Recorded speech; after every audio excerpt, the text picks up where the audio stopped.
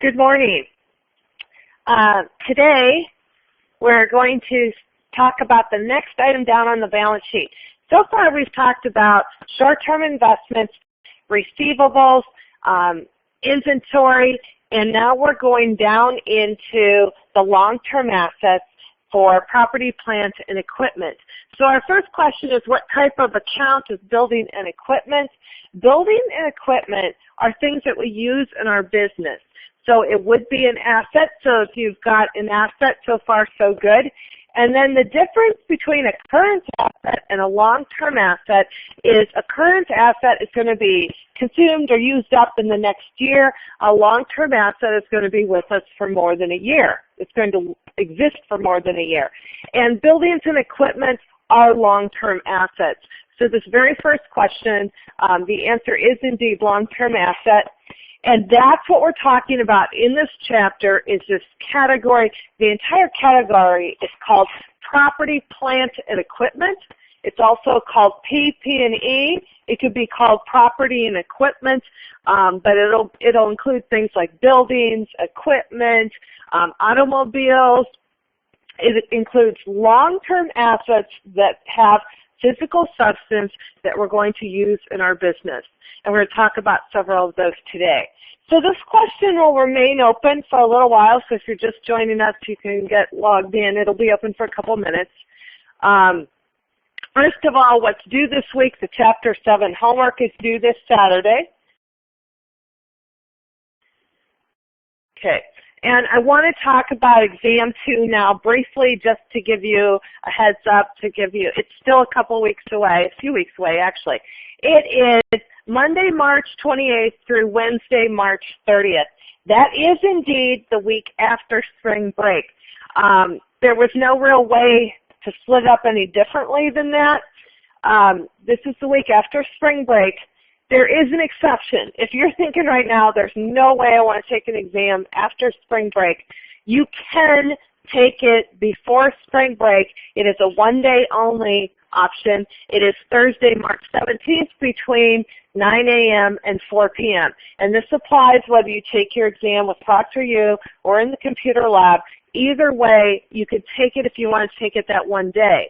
The practice exam will be available shortly if it's not already available, but it'll be there. Study plan is available. You can start preparing for it.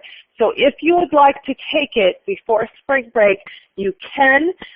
You can take it Thursday, March 17th between 9 a.m. and 4 p.m. You don't need to let me know. Both places are set up to take your exam that day. And you have to start it by 4 p.m.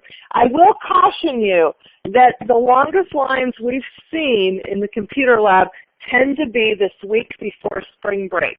There's a lot of exams going on that week.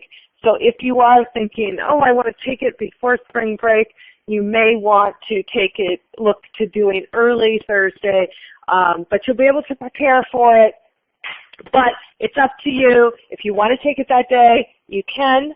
And if you're on ProctorU, if you're scheduling with ProctorU, and you want to take it that day, I'd hop right on line with ProctorU and get your exam scheduled if that's you.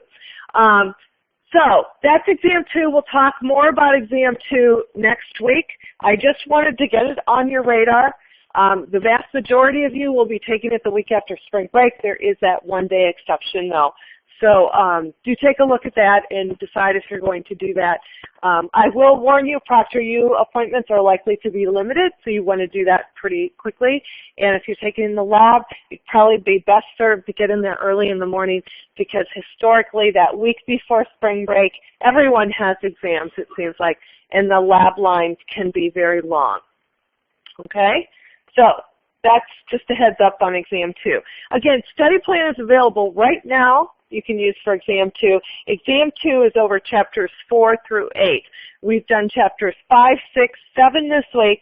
Next week we're doing Chapter 4 and Chapter 8 together because they're short. We're not covering all of both of those chapters. So the exam is over Chapters 4 through 8. Okay, so in this chapter, Chapter 7, we're talking about long-term assets that we use in our business. The first category, plant assets, that's what we're primarily going to be focusing on. We're going to be focusing on things like buildings, land, equipment, long-term assets like that have substance that we use in our business. The next category, natural resources. Natural resources are things that are in or on the land. So natural resources would be things like iron ore, timber, salt, things like that that are on the land, and so we have a natural resource. And then intangibles are the, you can't touch them or see them, they're rights, legal rights to something. Like you may have the rights to a song. You may have a trademark, things like that. So again, our focus is going to be on the first category called plant assets, also known as property, plant, and equipment. Okay? Okay, so just as an example, at Disney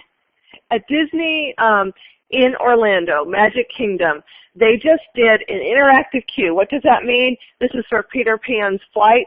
An interactive queue means here's the line you wait in. So they took this line where you typically wait, and they made it what they're calling an interactive queue, where Tinkerbell flies by and you can interact with Tinkerbell. This is all visuals. It's not a person or anything. But they put a lot of money into your waiting in line experience. That waiting in line experience, all the money they put into that, they don't expense that. They will capitalize that, meaning it's going to go on their balance sheet as an asset. That's property, plant, and equipment. They have several categories of property, plant, and equipment on their Form 10K. In fact, if we look at Disney's balance sheet, we said this categories, property, plant, and equipment. We can call it different things. Disney, when they talk about property, plant, and equipment, they call it parks, resorts, and other property. So they have these different names for it. This is nothing you need to know. We're just looking at this to get started. They have attractions, buildings, and equipment. Great. And then they have something called accumulated depreciation, which we'll certainly talk about, projects in progress, and land. So they have this category of all these assets that they use in their business that are going to be around for a long time. Okay, and that's what we're talking about in this chapter. Okay, so first off, we're going to talk about some terminology. The first, let me see what's on the next slide. Okay. Okay, so some examples of assets, these property, plant, and equipment assets. These are examples of them. Some typical property, plant, and equipment assets called plant assets are land, buildings, machinery, equipment, furniture and fixtures, land improvements, things like that. All of those items, with the exception of land, have depreciation expense. So when we talk about, while we have a building, when we buy a building, the cost of that goes on our balance sheet as an asset because we're going to use it. And assets are things that we have available as economic resources. So we have this building. It's not going anywhere. But over time, it's going to wear out. So over time, we're going to have a little bit of expense each year, and that's called depreciation expense. We don't have any depreciation expense on land. We'll talk about why. If we had natural resources, we would call that depletion, and intangibles would be amortization. But this is Exhibit 7.1 in your book. And so basically, you don't need to memorize this. You're going to hear the word depreciation over and over and over, and that's what we're going to be calculating. So we're going to go on. Now, we're talking about the cost of plant assets. And the official definition of the cost of a plant asset is it's the sum of all the costs incurred to bring the asset to its intended use. Okay, so it's the sum of all the costs incurred to bring the asset to its intended use. When we talk about what the cost is, it's our purchase price. It's any taxes we paid on it. So if we paid sales tax on it, it's part of the cost of it. If we paid commissions on it, that's part of the cost of it. If we paid shipping to get it to us, that's part of the cost of it. Also, any other amounts made to get the asset ready for use. So if it comes to us and it's a piece of equipment, and we have to have it wired in, the cost of that wiring would be part of the cost of it. So everything up until the point we start using it is basically part of the cost of that asset. And why does that matter to us? It matters to us because the cost of our asset sits on our balance sheet. We don't deduct it from our income this year. We only deduct it from our income as we spread out the cost over time, which we'll get to that process.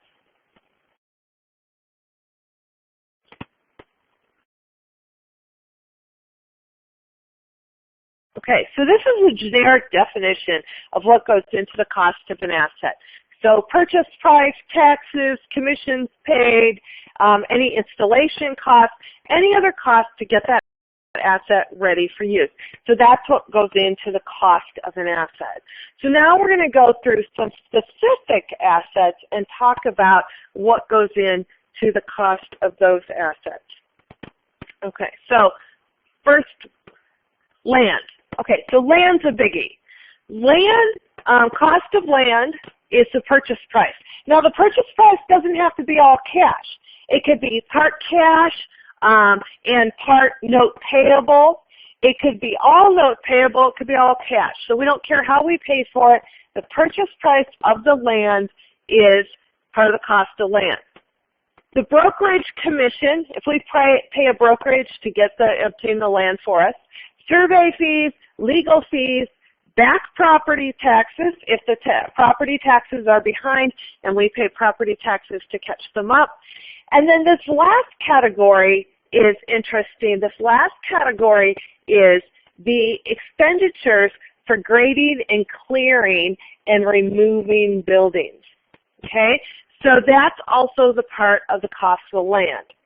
So if we had to clear anything off of the land, it's part of the cost of the land.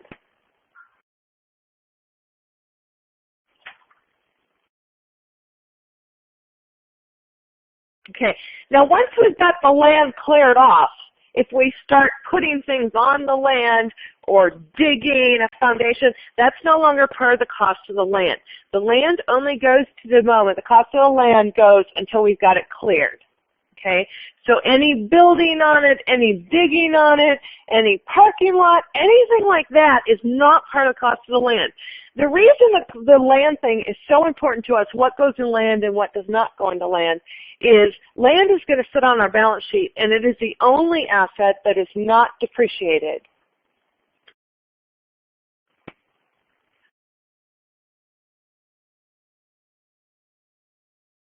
You're going to have a question coming up. This will be probably 3 questions from now that says the cost of land includes, and I think it's asking, oops,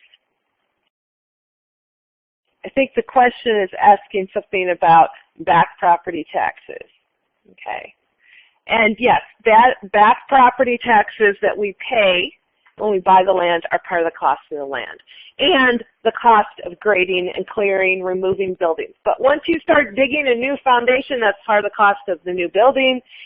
If you put a parking lot on it, it's not part of the cost of the land. The land is everything we take to buy it plus to clear it. Okay, so let's go through a quick little example. FedEx signs a $300,000 note payable to purchase 20 acres of land. So we have FedEx buying land for $300,000. FedEx also pays $10,000 for real estate commission, $8,000 of back property taxes, $5,000 for removal of an old building, a $1,000 survey fee, and $260,000 to pave the parking lot, all in cash. So the question is, what's the cost of the land? So, first of all, we sign a $300,000 note payable. We pay $10,000 for real estate commission, $8,000 for back property tax, $5,000 for removal of an old building, a $1,000 survey fee. Okay, so far all of those are costs of land. Then we get to the $260,000 to pay the parking lot.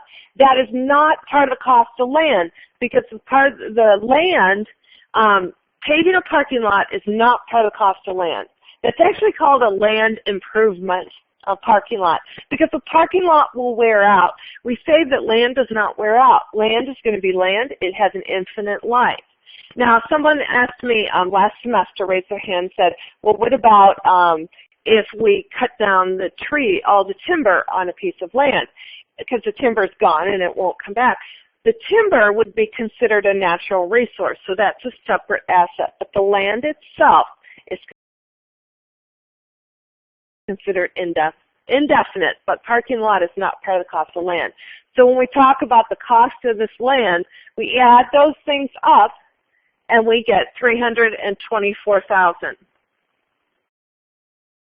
Okay, so we would take all those costs except not paving the parking lot.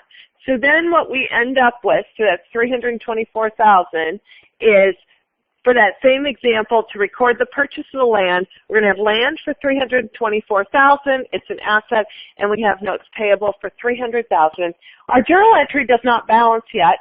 They had said that we also spent cash, so the cash is the remainder. So the land would be the asset. We're going to debit it because the asset is increasing. When we talk about property, plant, and equipment, they are long-term assets.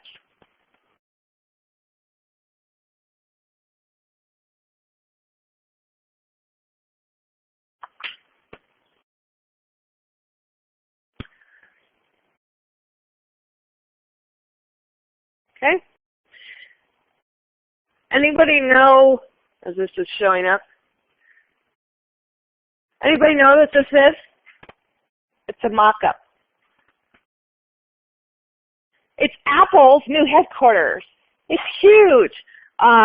So Apple's building this enormous new headquarters, and when they went to build it, they had this piece of land, and they had to clear lots of buildings that were on there previously.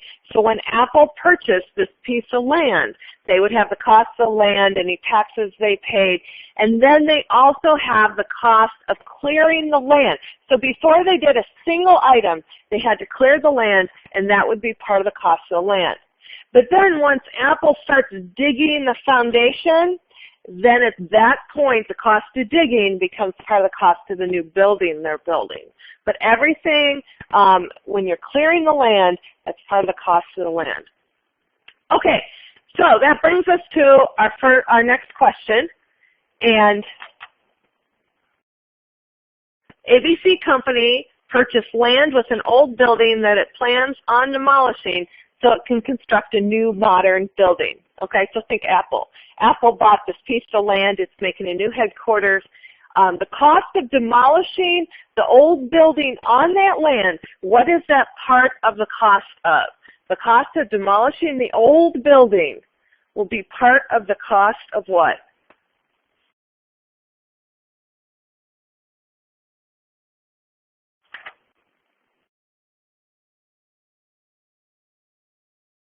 Okay, on this question, right now we've got about 60% of you correct. I would say let's go back to where we were a little bit ago.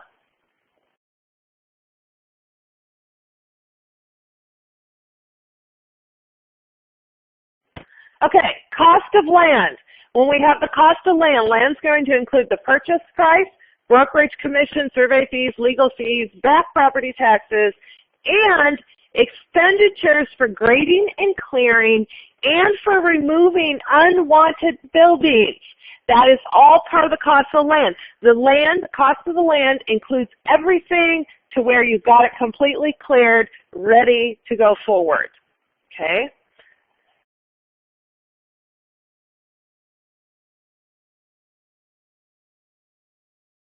Okay, we're going to have that one open for about 5 or 10 more seconds.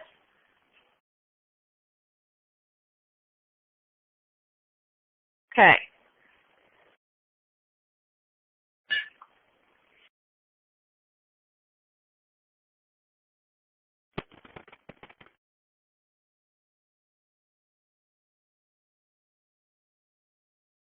Okay, and that is land. Everything you have that you spend to Get the land ready for use, which includes clearing anything that was on it before. So once you've got the land cleared, then it's something else after that. But clearing buildings, getting it cleared off, that's part of the cost of the land. Okay, so next up.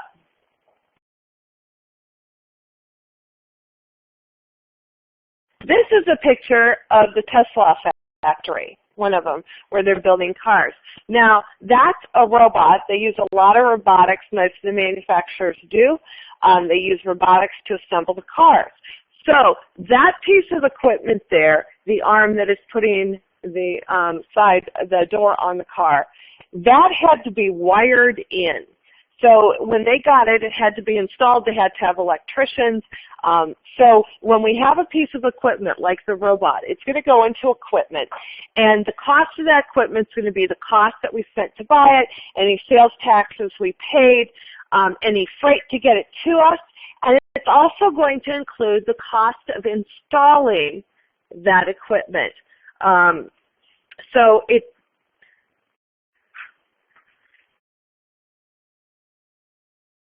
So it's going to include the installation when we're talking about the cost of the equipment. So this particular robotic arm, that's going to include our purchase price. It's going to include any freight that we paid to get that robot to us. It's going to include, this is interesting, it's going to include the insurance on that robotics item until we get it in use. So all the costs until we actually start using it are part of the cost of the asset. So if we pay insurance on it while it's in transit, if we pay shipping to get it to us, the installation costs of getting it, of putting it in. Okay, so you have at some point then, you've got this robot in the Tesla factory. At some point, you're going to flip the switch and start using it, right? At the point where you flip the switch and start using it, everything after that point becomes repairs and maintenance expense. So after it's in use, the repairs and maintenance costs are expense. They're not part of the cost of the asset. So repairs and maintenance are not part of the cost of the asset. Once it's in use, no more cost of the asset. So let's say the robotics, a piece of robotics equipment needs to be disassembled and lubricated all throughout occasionally. That's regular maintenance. That's not included. If something breaks on it and they have to fix it, it's not part of the cost of the asset. So it's everything that's part of the cost of the asset up until it's in use. Once it's in use, those costs are no longer part of the cost of the asset. So with that in mind, okay, Company A purchased a used piece of equipment. Doesn't matter if it's used or new. They purchased a piece of equipment. All the following costs should be included in the cost of equipment except for insurance while in transit. That means insurance on it till it gets to us. Sales tax paid on the purchase. Installation costs or maintenance costs after the equipment is up and running. Which one of those items is not part of the cost of the equipment?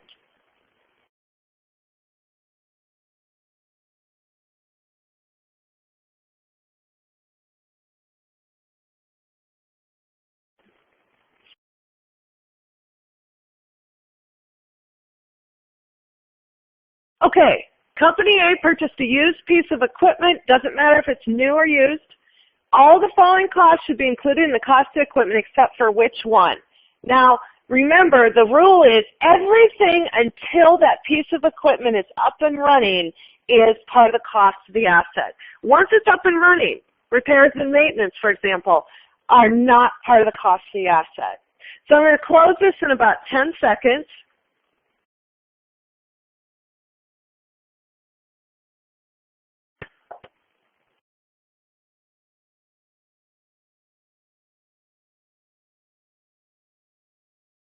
Okay, the answer is maintenance costs. Once that piece of equipment is up and running, you don't add other costs to the cost of that asset. Those are now expensed.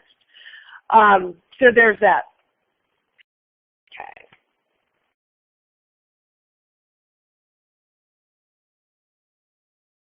Okay, so now we're going to talk about land improvements. This is, of course, Michael Jordan. Michael Jordan loves to golf, so down in Florida, he bought a huge piece of land, and he's building his own golf course. Okay, so he buys the land. So let's assume if the land had buildings on it, he had to clear the buildings for the golf course. Then the cost of clearing the buildings is part of the cost of land. However, let's say Michael Jordan says, okay, we're going to build a golf hole here, and they're going to do whatever they do to make a golf hole. Once he does that, once they start digging out the dirt to put in the other things for a golf hole, that's considered to be a land improvement. Land improvements are things that you do to the land to quote-unquote improve it. The land is cleared off, everything before clearing off and before is part of the cost of land. But then when you put things on the land that wear out, you're going to call that a land improvement. Now examples, more common examples of land improvements are parking lots. Okay, you put a parking lot in there, the parking lot is considered to be a land improvement. It will wear out over time. Fences are considered to be land improvements. Lighting, outdoor lighting, so you put in a whole bunch of outdoor lighting posts, those are all considered part of land improvements. You put in a big irrigation system, sprinkler system, that's a land improvement. So these are things that you can do to the land to quote-unquote improve it. Those are called land improvements. So when you see a category of land improvements, it's things like parking lots, fences, lighting systems. In the case of a golf course, it would be the golf holes, the sand traps, things like that. So those are land improvements. Okay.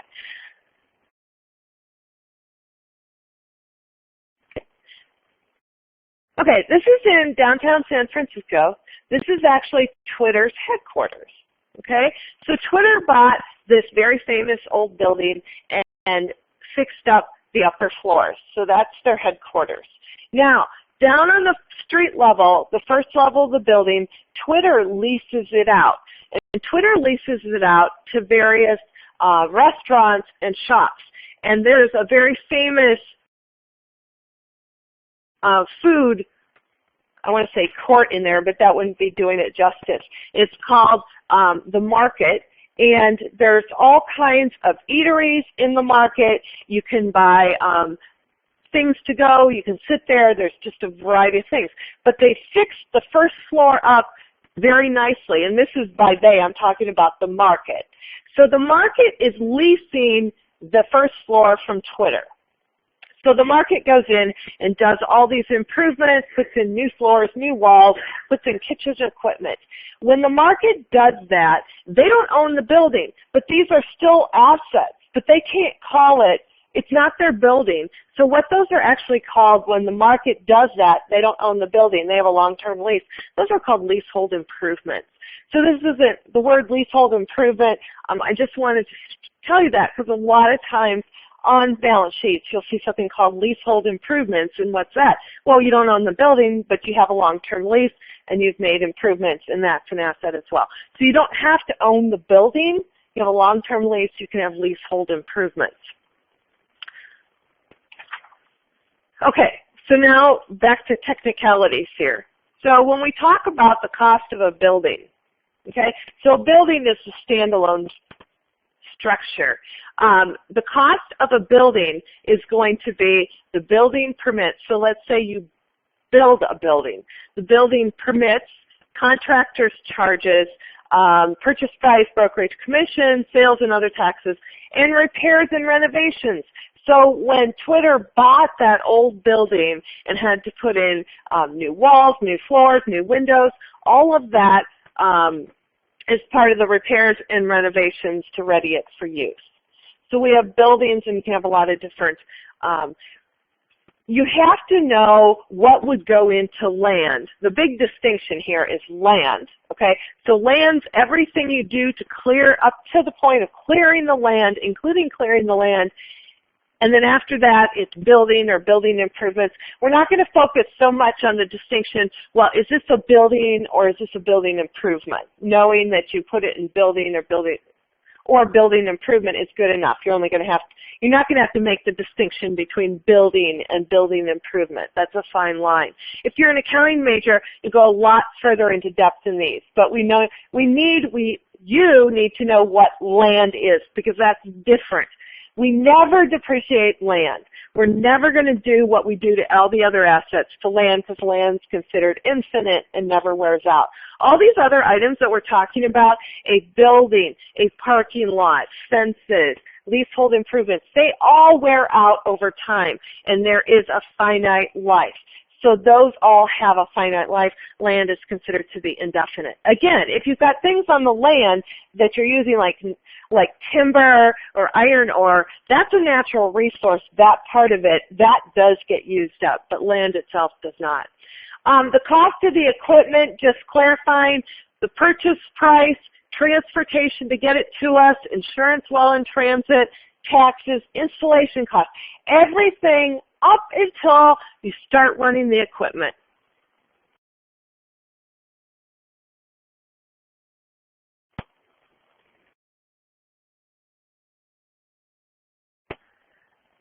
Okay. Land improvements, as I was saying. Land improvements include driveways, signs, I guess I didn't mention that one before, fences, sprinkler systems. Is that your cursor? I can't get it to move. Nice. Okay, there. Okay. Well, there, it's back. It's back. Is that yours? I can't move it. Okay. Driveways, signs, fences, and sprinkler systems. You depreciate land improvement, but you don't depreciate land. Land is never depreciated. Well, you'll hear me say that over and over and over. We don't depreciate land, and we'll talk later today or Wednesday about what depreciation is. Leasehold improvements, these are where we improve something that we don't own. We have a long-term lease. We depreciate or amortize over the entire lease term.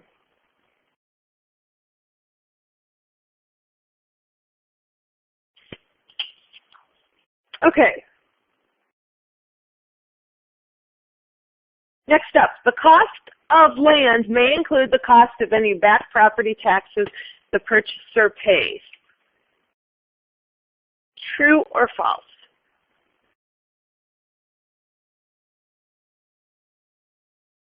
Okay, the cost of land may include the cost of any back property taxes the purchaser pays. Okay, cost of land absolutely is going to include any back property taxes we pay. It's going to include any commissions we pay. It's going to include those back property taxes. It's going to include the cost of clearing the land to put a new building in. It will not include the cost of, say, we dig a new foundation. That's part of the cost of building. But the cost of land absolutely does include the cost of any back property taxes we pay. So I'm going to close that in 5 seconds.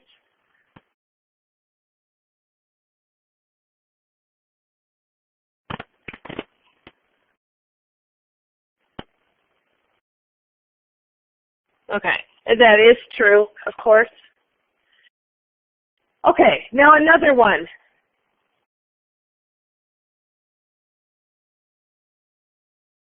Okay, Company B purchased some land, is preparing the land for a new building. So we bought the land, we're preparing it for a new building. Company B should include which in the cost of the land? Cost of driveways, cost of fencing, cost of sprinkler systems, or degrading and clearing the land? Oh, some really good responses. Right now we're 97% correct. Good. Another way to look at this question is to ask yourself, what things would be considered land improvements? So we know that one item is not a land improvement. So going through the answers, cost of driveways. Driveways are a land improvement. Cost of fencing. Fencing is a land improvement. C, cost of sprinkler systems. That is a land improvement. So then we get down to D, the grading and clearing the land. That is part of the cost of land. Okay, everything up until the point where we've cleared it is part of the cost of land. So I'm going to close this in 5 seconds.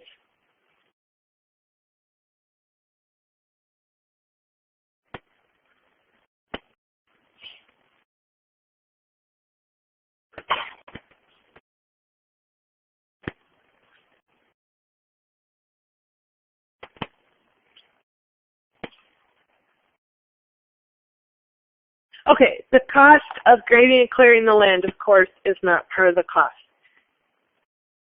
It is the cost of the land. Okay, so driveways, fencing, sprinkler systems for shrubbery.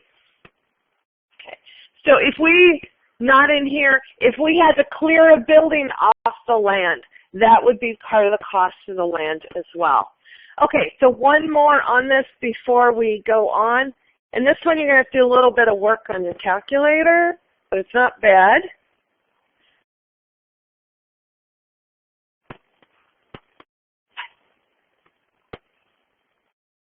Okay, so land is purchased for $543,710. Should have used round numbers. Back taxes paid by the purchaser were $8,500. Total cost to demolish a building and clear the land were $215,000, and costs of paving the parking lot were $106,000. What's the cost of the land?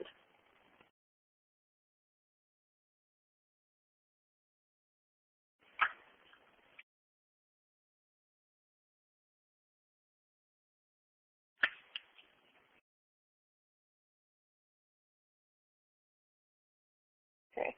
So what you're doing here is you're adding up the cost of land. You have to decide which item is part of the cost of land or not. Land is purchased for $543,710. Okay. Back taxes paid by the purchaser were $8,500. So I want to stop right there. We know that back taxes, we've had a couple of questions at this point. So back taxes are part of the cost of land. So right away, jumping down to the answers, I know it can't be A because it's more than the cost of the land. So whatever the land, $543,710 is, we're going to add back taxes at $8,500. So we know it's not $543,000. Okay, total cost to demolish an existing building and clear the land were $215,000. That is part of the cost of the land as well. And then cost of paving the parking lot were $106,000. Cost of paving the parking lot is a land improvement. It is not part of the cost of land. So for this question, you have 3 numbers to add. You have the purchase price, you have the back taxes, and you have the cost to demolish the building and clear the land. So you add those 3 numbers up, and you will get the answer. We're going to close it in about 10 seconds.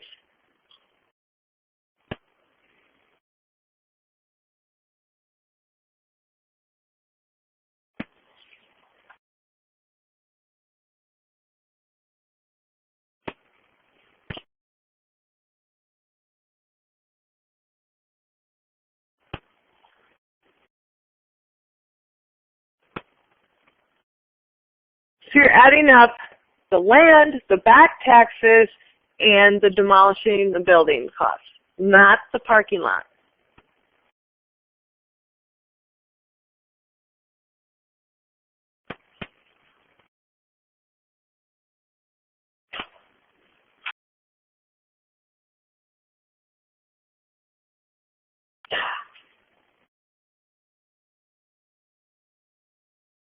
Okay. So it's adding those first 3 costs up. The paving the parking lot is considered to be a land improvement. Okay, now we're going to get to the topic of the first homework problem.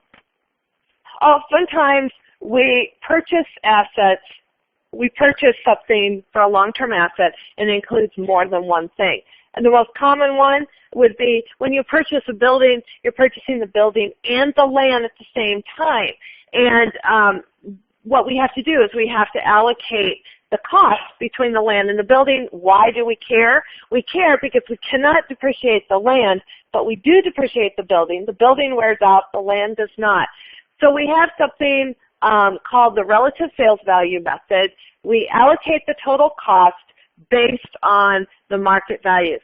The market values of the individual pieces are likely to be more than the purchase price, because when they do appraisals, they'll appraise the building, they'll appraise the land, you add them up, it's a little bit more than what you actually paid. So you need to assign the cost, allocate the cost based on the relative sales value, which means basically what percentage of the total market value was land and what percentage of the total market value was the building, and allocate them that way. So we're going to do a homework problem that shows what I'm talking about here. And this homework problem is on your homework. This problem exercise is on your homework.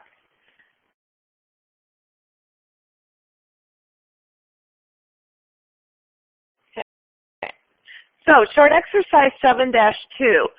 Graves Automotive pays $320,000 for a group purchase of land, building, and equipment.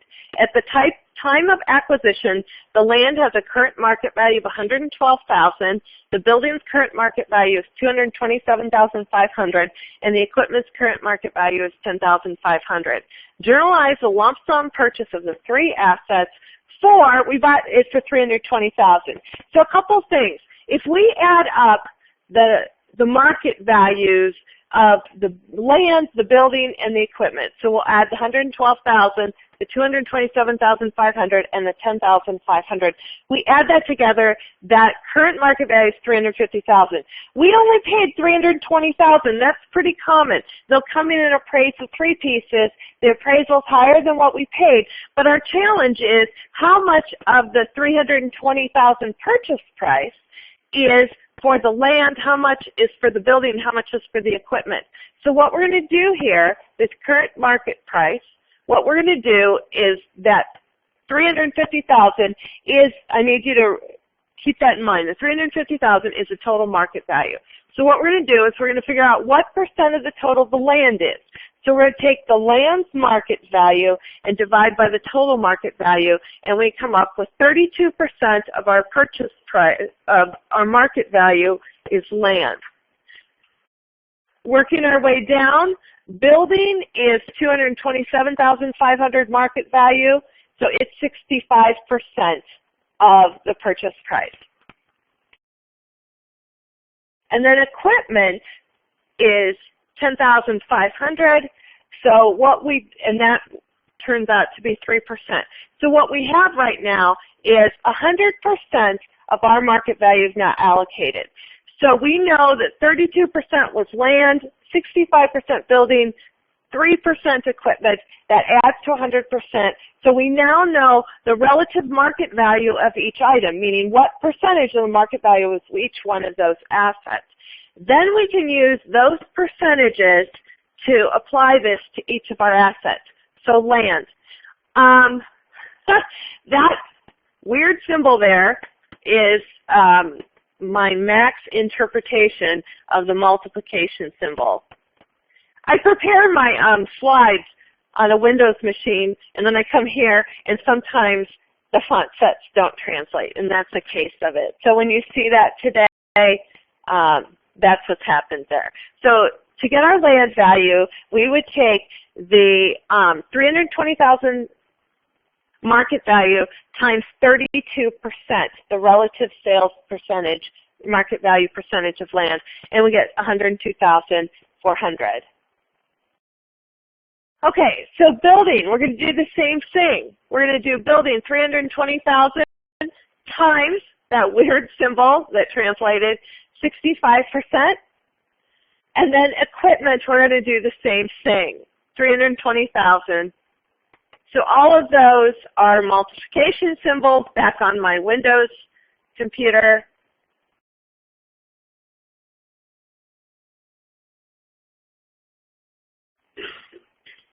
Notice that the problem asks us to journalize the lump sum purchase. So what it's asking is write the journal entry. And to write the journal entry, we would say, here's our land, here's our building, here's our equipment. So these three lines right here, I have done the first three lines of the journal entry. These are all debits because these are long-term assets. To increase a long-term asset, which we are since we're buying it, we're going to debit it. So we're going to debit land for $102,400, building and equipment. We add those three up together, and we will get a credit for our notes payable of $320,000.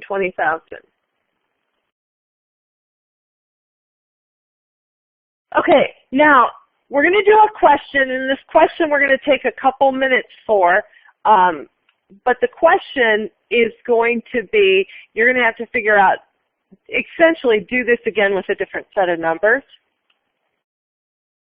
Okay, so what you're going to be doing, okay, I'll come back to the slide after I put the question up for a minute or two, but you're going to be, the question is asking you to figure out how much of the purchase price is allocated to equipment. So in this particular example, what we had to do that is we had to calculate the total cost of all the market values, that was the $350,000, and then take what percentage the equipment is. So we'll do the problem first. So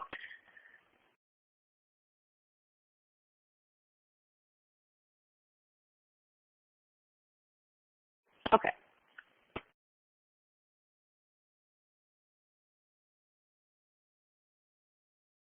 Okay, so land, buildings, and equipment are acquired for a lump sum of $850,000.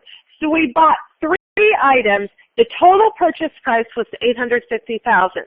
The market values of the three assets are, respectively, and what that means, in the same order as above. So the market values are $250,000, $480,000, and $180,000. So that means the land has a market value of $250,000, the building has $480,000, and the equipment has $180,000. So first off, what's the cost assigned to the equipment? So the first thing you need to do, okay, if you're part of the 83% who have just clicked on $180,000, it can't be $180,000. You purchased all the equipment for $850,000. If you add, okay, let me show you. If you add this number, these are the market values. If you add $480,000, $250,000, and $180,000 together, if you add those three numbers together, you will end up with $910,000. So you want to write $910,000 down. That is the total market value. So you bought all this stuff. You bought all three items for a lump total of $850,000, but the individual appraisal values sum to $910,000. So what you need to do is you need to take the $180,000 and you need to divide it by that 900, see if I can write this here, 10,000 total, where did I get the 910,000 total? I added the three numbers I just circled.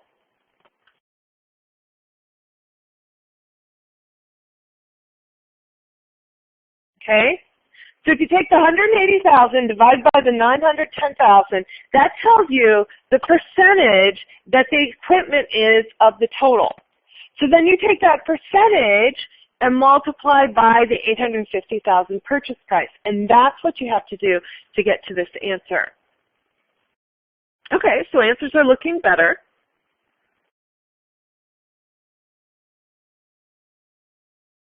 Okay, so 180,000 divide by 910,000.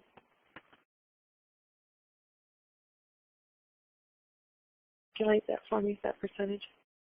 Take 180 divided by 910.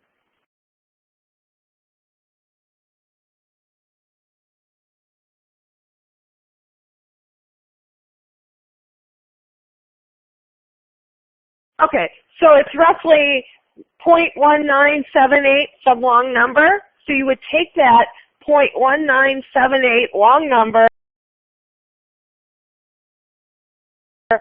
times 850,000. Okay, that will tell you the amount of the purchase price to allocate to the equipment.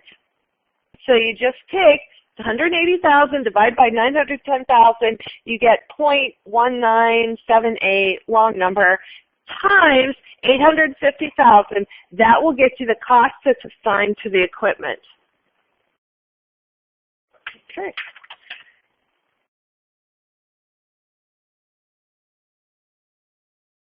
So again, one last, like another 5 seconds or so.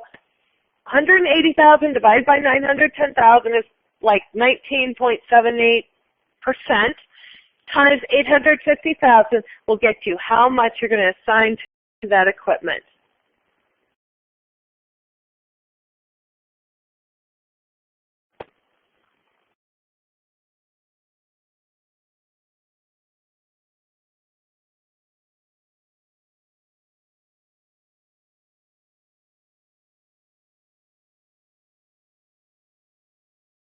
Okay, so it turns out to be 168,132.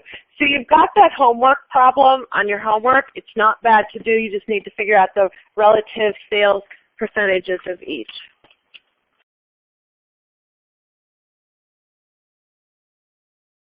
Okay, now we're on to the next learning objective. So that was the first part, was all about what does each thing cost. The next one we're going to do is looking at the difference between a capital expenditure from an immediate expense. So there's two things here.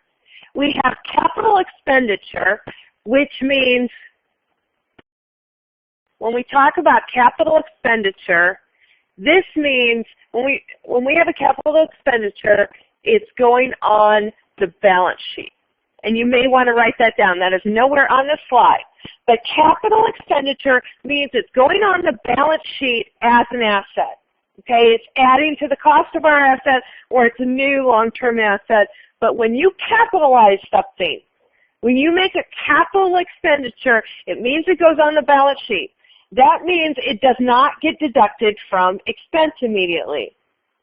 Okay, so that's what we're talking about when we talk about capitalized. Okay, when we add it to an asset account, it goes on the balance sheet, and the reason that's nice is because it doesn't get put on expense immediately versus expense. If you expense something, you're saying, oh, this is repairs expense, or this is maintenance expense, and it's going to get deducted immediately on the income statement. So we have two things. We have an asset for capital expenditures. We have extraordinary repairs. So if we're talking about a truck, for example, if we were in the left, this is Exhibit 7-2 in your book, by the way. On the left side, extraordinary repairs. If we have a major engine overhaul, so our engine typically lasts 5 years. If we do an overhaul at the end of 5 years, and we do a major overhaul of this engine, and we put another 5 years of life onto this engine, then that's considered capitalized. We take the truck, we take our white panel truck, and we outfit it so now it's a food truck. That is a capital expenditure because we are retrofitting the truck for completely different use. If we add to the storage capacity of the truck, we put a higher roof on it so that then we can store more in the truck. That would be considered a capital expenditure.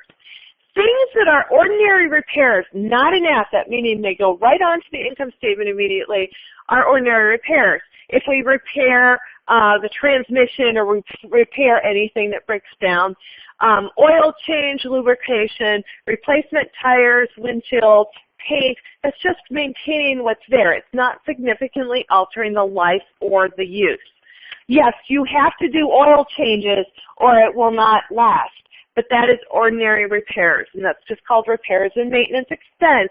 It's not part of the cost of the life of the asset itself. Okay? So this can get to be a fine line between what's capitalized and what's expense. The reason we care is because if we capitalize something, it goes on our balance sheet, it's not going to cause our income to go down right now. If it's on our income statement, it's going to be spread over the life of the asset. So, okay, so I'm going to go through an example here. I do not think these are in our area yet, but they're coming. Domino's took Chevy Volts, I think. These little cars, these Chevy Volts, these are little cars. So Domino's is taking these cars and painting them and equipping them, and they're really doing a lot to them. So they take this car, they make it this. And what they've done to this car is they removed all the seating except for the driver's seat. And this little vehicle can hold up to 80 pizzas for delivery. And you may wonder why they want 80 pizzas in one car. And that's because sometimes they do large events and they do have to take a lot of pizzas out.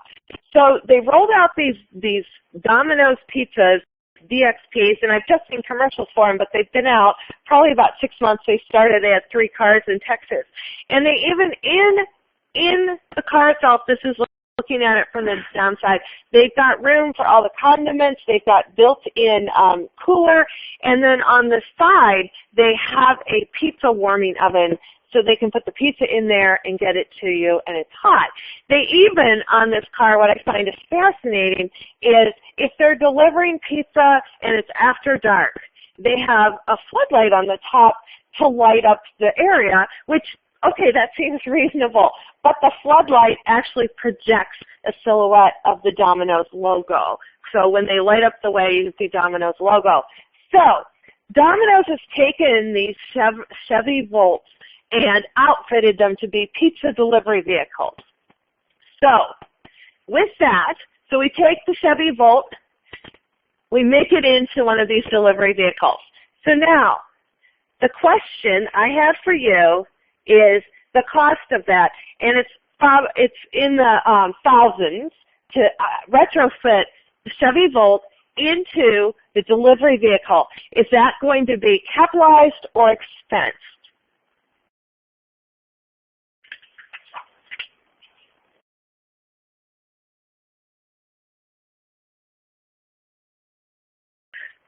Well, I'm hungry for pizza now, even though it's 8:40 in the morning. Okay, so the cost of customizing. We have taken the Chevy Volt and retrofitted it for a completely different purpose than just driving people around town. We have done a special custom paint job. We have installed a warming oven. We've installed a floodlight that projects the Domino's logo. So this is definitely going to be capitalized. I'm going to close this question in 5 seconds.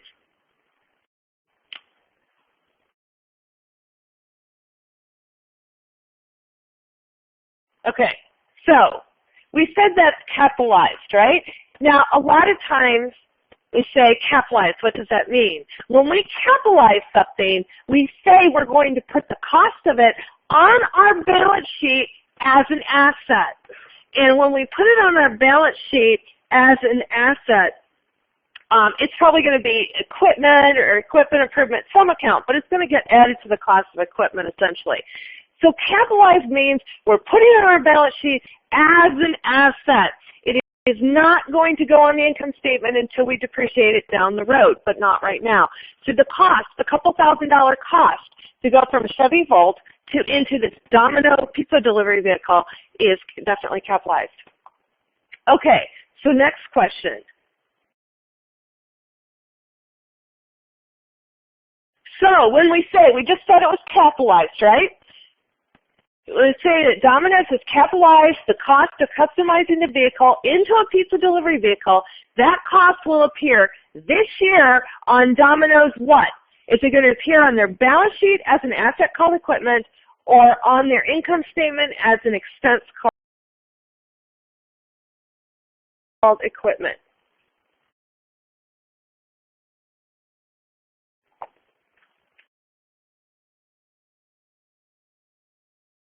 When we capitalize, whenever we talk about capitalizing something, those costs go onto the cost of an asset, and they're going to sit on the balance sheet. So capitalizing means it's going onto the balance sheet. It is not hitting the income statement at all right now. Later on it will, but right now when we talk about capitalizing, it adds to the cost of the asset. I'm going to close this in 5 seconds.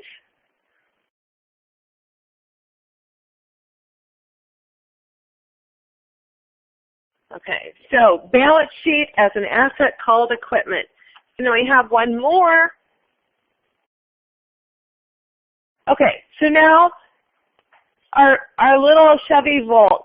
So the little Domino's delivery vehicle is driven a lot. It's driven, and it needs new tires.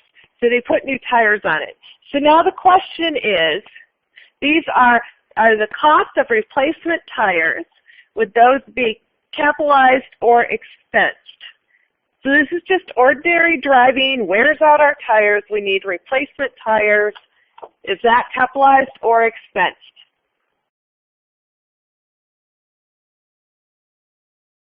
Remember, this is ordinary maintenance. Tires are considered to be ordinary maintenance.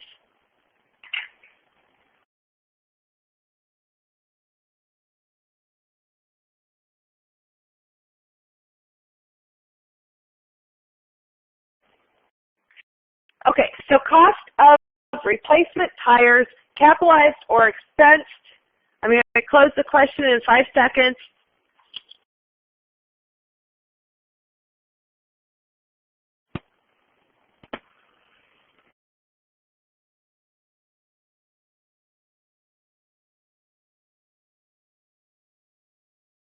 Oops. Did I not? I guess I did. I didn't put the answer anywhere. The cost of replacement tires would be expensed. Mark that down. I need to add that between classes.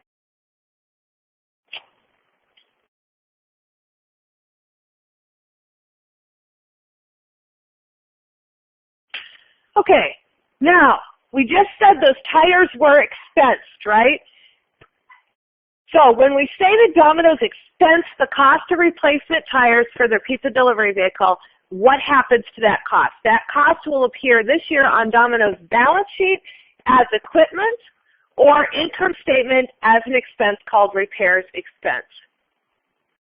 Early returns are really good because we said it's expensed. It goes on the income statement.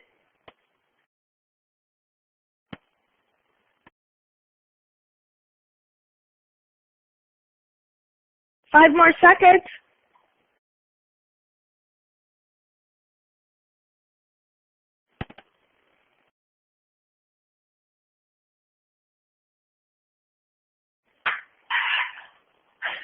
Let me just throw your pen across the room. Thank you.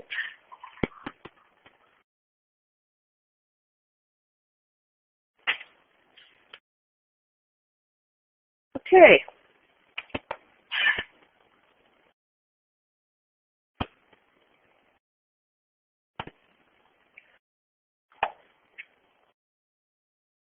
Okay, that is income statement as an expense. Okay, now, so let's do one non-Domino's question. Which of the following costs would be capitalized?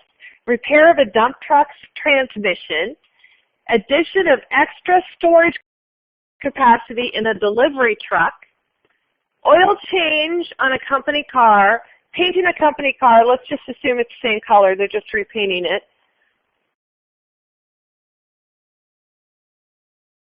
Okay, so which one of those would be capitalized?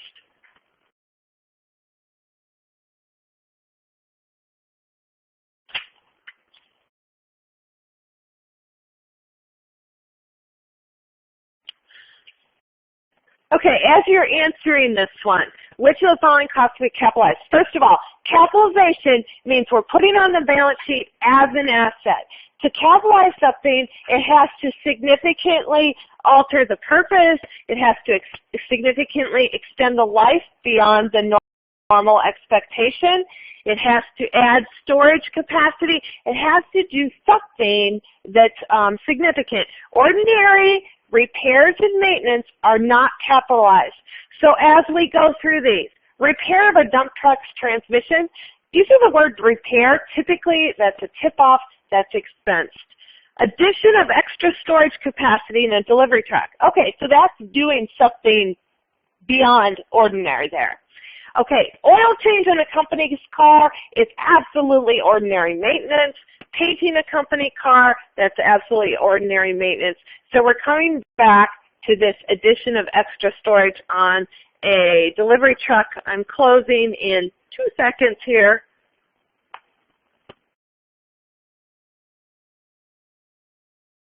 Okay, now, we're not going to do that one.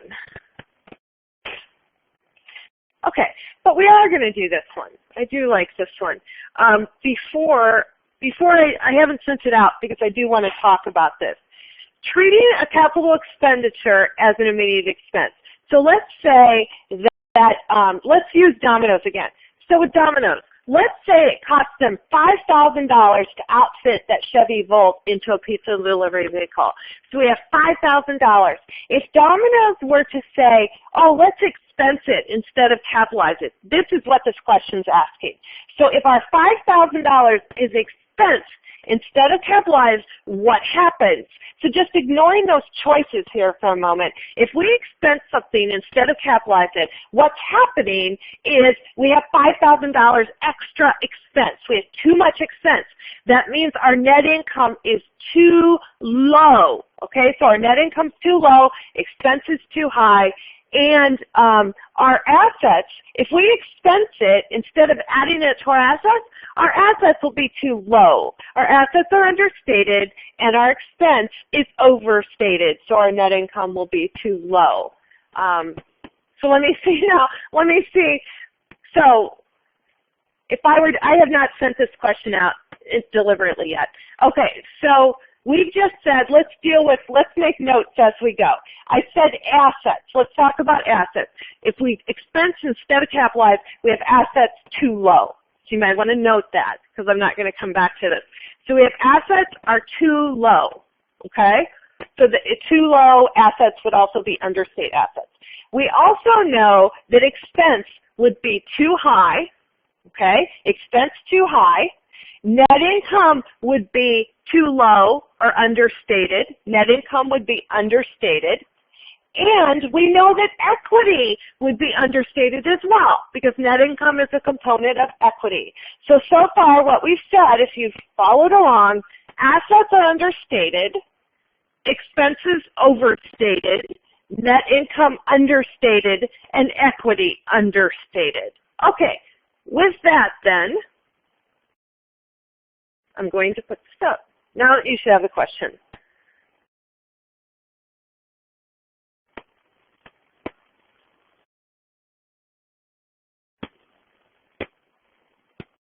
That's why it's a big deal if you don't know the distinction between capitalized and expense.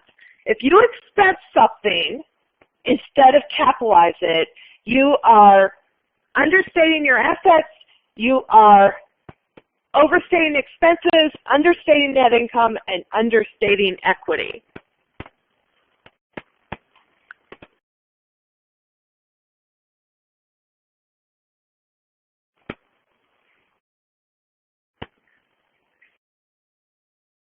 Okay, so on this one, I can eliminate some choices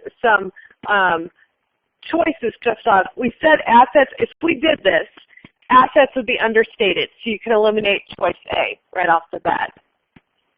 I also said we would overstate expenses, right? We would expense it instead of capitalize, so we would overstate expenses. So if I overstate expenses, I have just eliminated choices C and D as well. So without going any further, we should be to the answer. Okay, I'm going to close this in 5 seconds.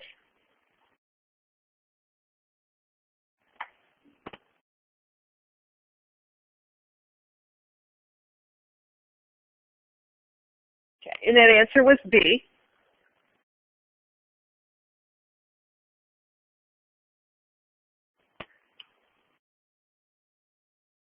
Okay, now this next question is not required. I'm going to start doing this at the end of every class.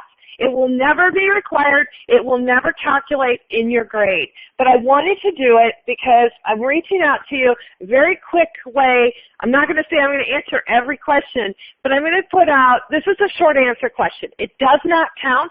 What was the moneyest moment today? What was most unclear to you? The more specific you can be, the more specific I can be in my response. So I'm going to ask this at the end of class every day, and then depending on the responses I get, some days I'll get responses, other days not, I'll start the next class perhaps addressing those.